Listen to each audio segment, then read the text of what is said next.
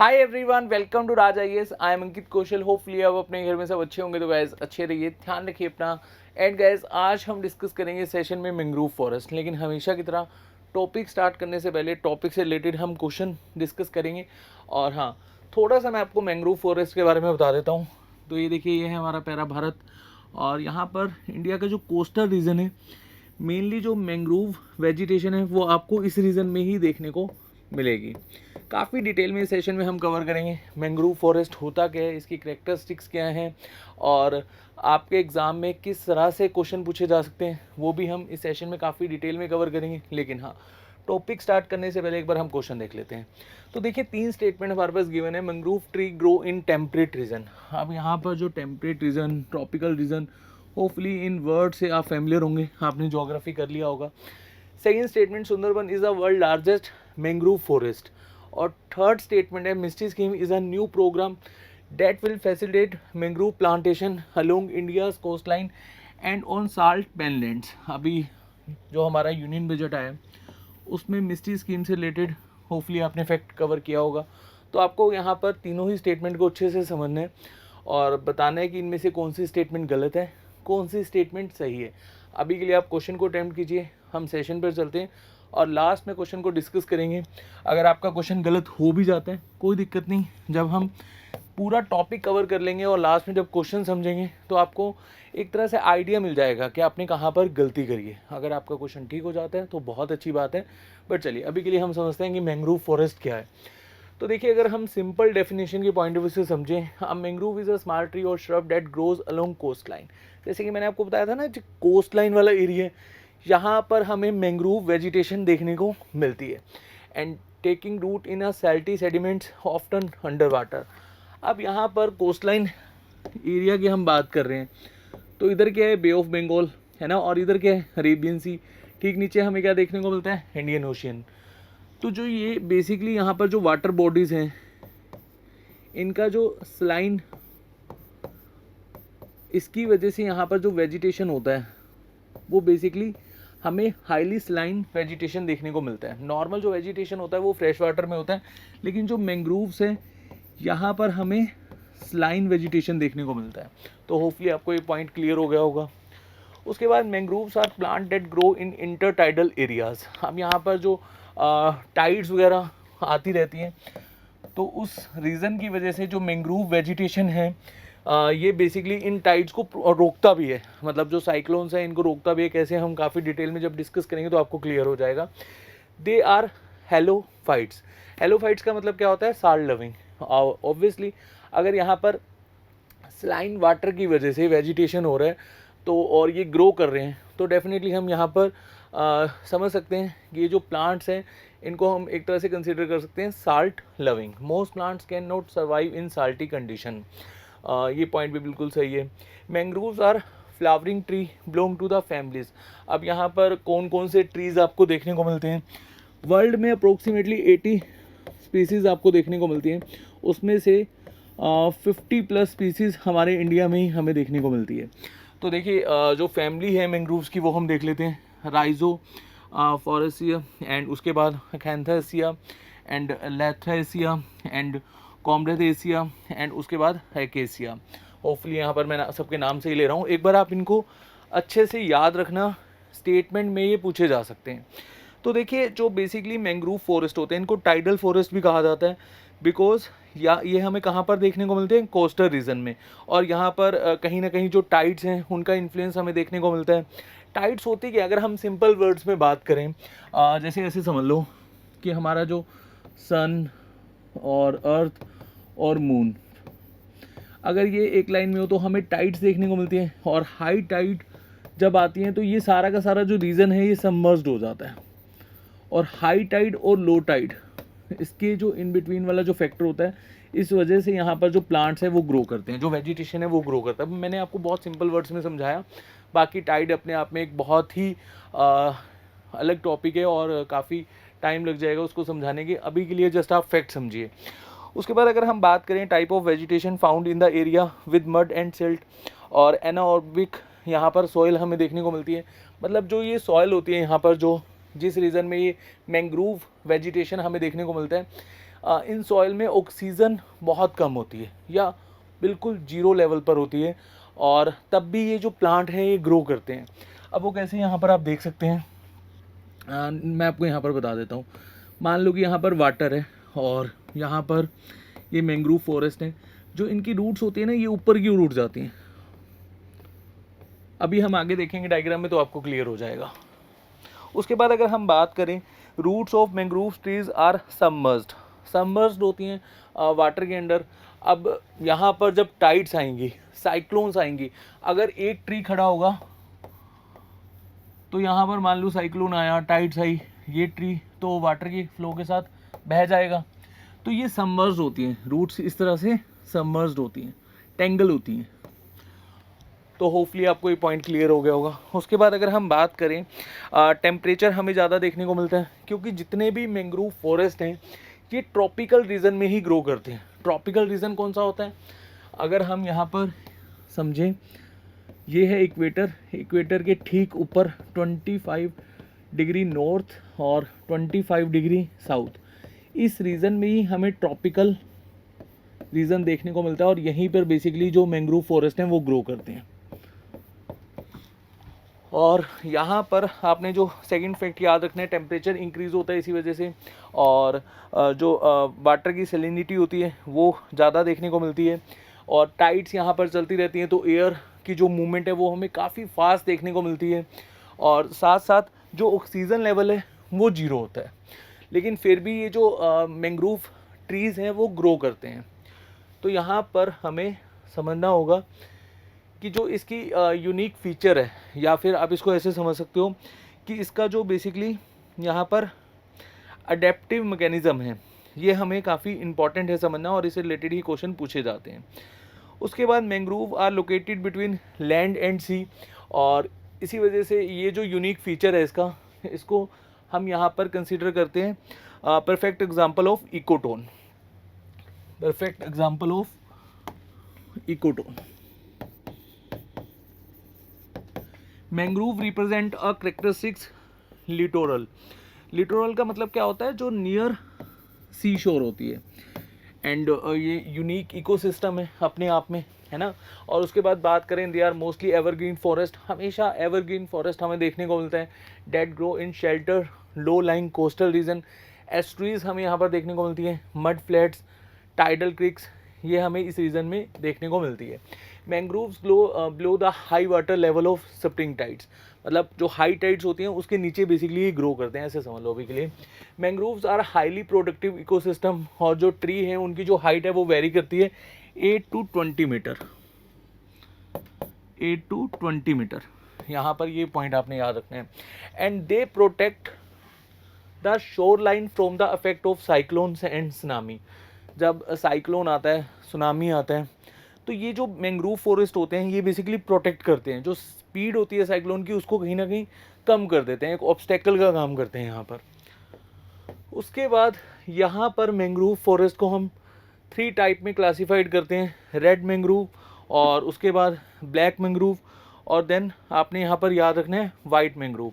अब इसमें डिफरेंस क्या होता है, जो रेड मैंग्रोव होते हैं found along the coast line, and ये हार्डेस्ट ऑफ ऑल द 3, ये सबसे हार्ड होते हैं। मैं लिख देता हूँ, सबसे हार्ड होते हैं रेड मैंग्रोव। और उसके बाद अगर हम बात करें ब्लैक मैंग्रोव की, major feature of such mangrove tree in dark bark, जो इसकी बार्क होती है वो डार्क होती है। यहाँ पर आप देख सकते हैं ये जो बार्क है ये डार्क है, डेट्स वाई इसको हम ब्लैक मैंग्रोव कहते हैं। और उसके बाद ये एक पॉइंट आपने यहाँ पर याद रखना है, ये बेसिकली जो इनकी हाइट होती है वो रेड से ज़्यादा होती है, लेकिन सबसे ज़्यादा अगर हम बात करें तो वो वाइट की होती है, वाइट मैंग्रोव की। और वाइट मैंग्रोव से आपने एक पॉइंट और भी याद रखना है, they grow at the highest elevation, जैसे कि मैंने आपको बताया। Generally don't have aerial roots, इसमें जो हमें एरियल रूट्स नहीं देखने को मिलती, और यहाँ पर हमें पिग रूट्स देखने को मिलती हैं। अब ये रूट्स क्या होती हैं ये हम डिटेल में डिस्कस करेंगे, अभी के लिए यहाँ पर हम समझते हैं अडेप्टिव मैकेनिज़्म। तो देखिए अडेप्टिव मैकेनिज़्म, हम किसी भी वेजिटेशन की बात कर रहे हैं तो ये जो मैकेनिज़्म होते हैं ये हमें पता होने चाहिए, और इन्हीं से रिलेटेड हमें क्वेश्चन पूछे जाते हैं। तो यहाँ पर lack of oxygen high salinity हमें देखने को मिलती है। इंटरटाइडल एरियाज़ है, मतलब टेम्परेचर यहाँ पर ज़्यादा होता है क्योंकि ट्रॉपिकल रीजन में हमें देखने को मिलते हैं। और साथ साथ अगर हम बात करें, ऑक्सीजन की कमी है यहाँ पर और विंड्स फ्लो करती रहती हैं। और हाई सेलिनिटी ये किस वजह से होती है, सी के नियर अबाउट है ये सारा एरिया, जहाँ पर मैंग्रोव ट्रीज़ हमें देखने को मिलते हैं। उसके बाद अगर हम फर्स्ट की बात करें, सक्लेंट लीव्स। सक्लेंट लीव्स का यहाँ पर क्या मतलब है, तो देखिए जो बेसिकली यहाँ पर हम इसको इस तरह से समझ सकते हैं, to protect from drying winds. वैसे मैं आपको बता दूँ, हम काफ़ी डिटेल में इसको कवर करेंगे, अभी के लिए जस्ट मैं आपको यहाँ पर फैक्ट बता रहा हूँ। सक्लेंट लीव्स बेसिकली यहाँ पर क्या करते हैं, to protect from drying winds और live with salt secreting lands. ये बेसिकली इनका क्या काम होता है, to flush out the excessive salt. जो लीव्स पर हमें साल्ट देखने को मिलता है, यहाँ पर आप देख सकते हैं, इसको बेसिकली यहाँ पर ये हटाता है। उसके बाद अगर हम बात करें pneumatophores, vivipary and stilt and prop roots, ये हम डिटेल में डिस्कस करेंगे तो आपको क्लियर हो जाएगा। यहाँ पर आप डायग्राम के अकॉर्डिंगली देख सकते हैं, बाकी हम वन बाय वन काफ़ी डिटेल में डिस्कस करेंगे। Mangroves are highly productive ecosystem, और ये जो फॉरेस्ट है इसको हम एक तरह से कह सकते हैं कि काफ़ी ज़्यादा जो कार्बन है उसको कैप्चर कर लेता है। लास्ट में हम डिस्कस करेंगे ब्लू कार्बन, तो मैं आपको बताऊंगा। चलिए वन बाय वन यहाँ पर जो अडेप्टिव मैकेनिज्म है उसको समझ लेते हैं। Saline environment, they can survive under extremely hostile environment such as high salt and low oxygen condition. तो देखिए ये जो वेजिटेशन है, यहाँ पर हमें जो ऑक्सीजन की मात्रा है वो कम देखने को मिलती है, लेकिन ये फिर भी हमेशा एवरग्रीन रहते हैं, तो ये पॉइंट आपने याद रखना है। उसके बाद survival in extreme condition with their root submerged. Submerged मैंने आपको बताया था ना, वाटर में सबमर्ज्ड होते हैं, और इसी वजह से यहाँ पर जो बेसिकली जब साइक्लोन्स आते हैं तो ये ट्री हमें ग्रो करते हुए देखने को मिलते हैं। And tree thrive in hot muddy salty condition date would quickly kill most plants. उसके बाद अगर हम बात करें नेक्स्ट, लो ऑक्सीजन। अब यहाँ पर जो ऑक्सीजन हमें कम देखने को मिलती है और उसके बाद भी ये जो वेजिटेशन काफ़ी अच्छे से ग्रो करते हैं, तो ये जो मेन फीचर है, main adaptive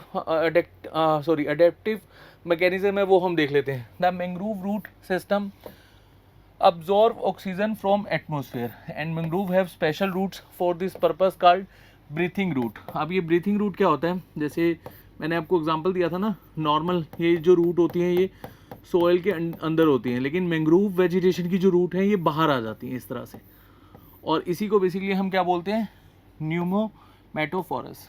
this roots have numerous pores through which oxygen enter the underground tissue, और यहाँ से बेसिकली ऑक्सीजन एंटर करता है। उसके बाद समझे succulent leaves. Mangroves like desert plants store fresh water in thick succulent leaves, मतलब जो इसके लीव्स होते हैं वो स्टोर कर लेते हैं फ्रेश वाटर को। एंड वैक्सी कोटिंग होती है, और ये जो वैक्सी कोटिंग होती है लीव्स में, ये बेसिकली क्या करती है, एवेपोरेशन को मिनिमाइज कर देती है, मतलब यहाँ पर जो फ्रेश वाटर है वो एक तरह से स्टोर हो जाता है। उसके बाद विविप्री, ये बहुत इंपॉर्टेंट मैकेनिज्म है। सीड्स और embryos begin to develop before they detach from the parent tree. Usually क्या होता है कि जब ट्री ग्रो करता है, या ऐसे समझ लो जो इसका सीड्स हैं वो लैंड में गिर जाता है, और देन यहाँ पर ट्री ग्रो होना शुरू हो जाता है। लेकिन जो मैंग्रोव वेजिटेशन है, इसका जो सीड है ये पेरेंट ट्री से कुछ समय के बाद डिटैच होता है, और उसके बाद जाकर यहाँ पर हमें ये वेजिटेशन के द्वारा एक न्यू ट्री डेवलप देखने को मिलता है। तो ये पॉइंट आपने याद रखना है। उसके बाद जोग्राफिकल लोकेशन मैं आपको बता ही चुका हूँ। शेल्टर्ड कोस्टलाइन वाले एरिया में हमें देखने को मिलते हैं। ट्रॉपिकल और सब ट्रॉपिकल लैटिट्यूड, जो ट्रॉपिकल बेल्ट मैंने आपको बताई थी 25 डिग्री नॉर्थ से लेकर 25 डिग्री साउथ के इन बिटवीन ही ये बेसिकली ग्रो करते हैं। And they can't withstand freezing temperature, और इसके बाद जो टेम्परेचर आपको पता है थोड़ा सा हमें कोल्ड देखने को मिलता है, तो यहाँ पर ये बेसिकली ग्रो नहीं कर सकते। And they share unique capability of growing with in reach of the tides in salty soil. ये तो हम ऑलरेडी काफ़ी डिटेल में बहुत बार डिस्कस कर चुके हैं। तो चलिए उसके बाद बात करें इंडिया में मैंग्रोव्स हमें कहाँ पर देखने को मिलते हैं। तो देखिए मैंग्रोव कवर इन इंडिया, अगर हम यहाँ पर पर्टिकुलर एरिया देखें तो 4992 स्क्वायर किलोमीटर वेस्ट बंगाल में मेनली हमें देखने को मिलते हैं 42.45% के आसपास। और उसके बाद गुजरात में कितने परसेंट है 23 and 66%। Andaman and Nicobar island में 12.39%। और इंडिया कंट्रीब्यूशन करता है साउथ एशिया के पॉइंट ऑफ व्यू से अगर हम समझें तो ऑलमोस्ट 45.8% जो मैंग्रोव फॉरेस्ट हैं वो आपको इंडिया में ही देखने को मिलेंगे। लार्जेस्ट मैंग्रोव फॉरेस्ट ये कहाँ पर है? Sundarban in West Bengal are the largest mangrove forest region in the world. और इसको इसी वजह से यूनेस्को वर्ल्ड हेरिटेज साइट का स्टेटस भी दिया गया है। The forest is home to royal Bengal tiger, Gangetic dolphins and estuarine crocodiles. उसके बाद अगर हम अदर रीजन देखें, Bhitarkanika mangrove second largest mangrove forest है इंडिया का, और ये आपको देखने को मिलेगा उड़ीसा में। और यहाँ पर 2 रिवर डेल्टा बनाती हैं इस रीजन में। और उसके बाद आपको यहाँ पर याद रखना है, अच्छा रमसार वेटलैंड भी है ये जो बेसिकली रीजन है, ये फैक्ट भी आपने याद रखना है। गोदावरी कृष्णा मैंग्रोव ये आपको आंध्र प्रदेश वाले रीजन में देखने को मिलेगा। और ये जो मैंग्रोव फॉरेस्ट है गोदावरी और कृष्णा वाला, ये आपको कौन से रीजन में देखने को मिलेगा? उड़ीसा टू तमिलनाडु। उसके बाद back water in Kerala. Back water से रिलेटेड बहुत सारे फैक्ट्स हम देखते हैं, न्यूज़ में भी आता रहता है, तो ये तो हम जानते हैं बैक वाटर्स कहाँ पर है, केरला में। एंड यहाँ पर हमें ज़्यादा डेंसिटी देखने को मिलती है मैंग्रोव फॉरेस्ट की। उसके बाद Pichavaram in Tamil Nadu has a vast expanse of water covered with mangrove forest.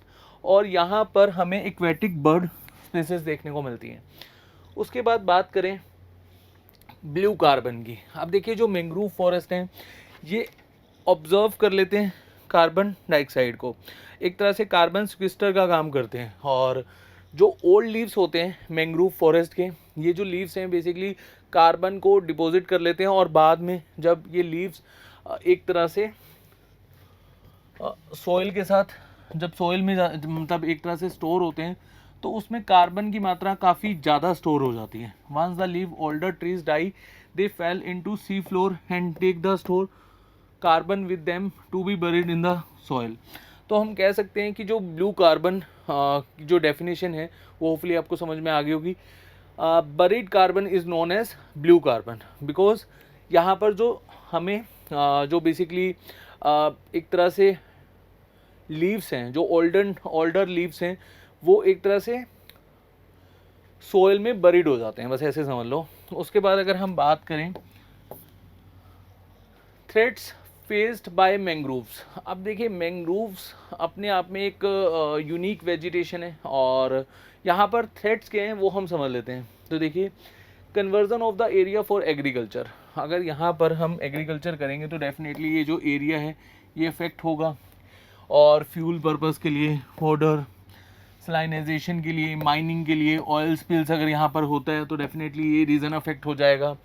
Aquaculture के लिए, और अगर हम इसको यूज़ करते हैं एंड यहाँ पर हम पेस्टिसाइड्स डालते हैं बेसिकली एग्रीकल्चर के लिए, और इंडस्ट्रीज़ का जो बेसिकली वेस्टेज यहाँ पर जाता है सीज़ के थ्रू, तो वो भी कहीं ना कहीं इम्पेक्ट करता है। और सी लेवल अगर राइज हो जाता है तो ये सारा का सारा रीज़न जो है वो अफेक्ट करेगा। अभी तो साइक्लोन्स को बेसिकली ये कहीं ना कहीं रिस्ट्रिक्ट कर लेता है, मतलब रोक लेता है। अगर सी लेवल राइज होगा तो डेफिनेटली यहाँ पर हमें इफेक्ट देखने को मिलेगा। और पॉल्यूटेड वाटर जो रिवर्स का इसमें सबमर्ज करता है, तो उसके बाद यहाँ पर बेसिकली एक बहुत बड़ा थ्रेट है मैंग्रोव फॉरेस्ट के लिए। और कम्युनिटीज़ के द्वारा जो डिस्ट्रॉय करा जा रहा है, जैसे मैंने आपको यहाँ पर एग्जांपल दिए थे, fuel, fodder, plastic bags and other waste, यहाँ पर मैंग्रोव फॉरेस्ट को कहीं ना कहीं अफेक्ट कर रहे हैं। और मैंग्रोव फॉर द फ्यूचर, अभी के लिए यहाँ पर जो MMF है, ये होपफुली आपने डेफिनेटली इसके बारे में सुना होगा।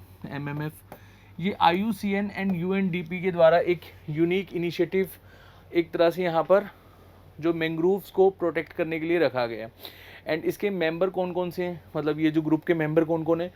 Bangladesh, Cambodia, India, Indonesia, Maldives, Myanmar, Pakistan, Seychelles, Sri Lanka, Thailand and Vietnam.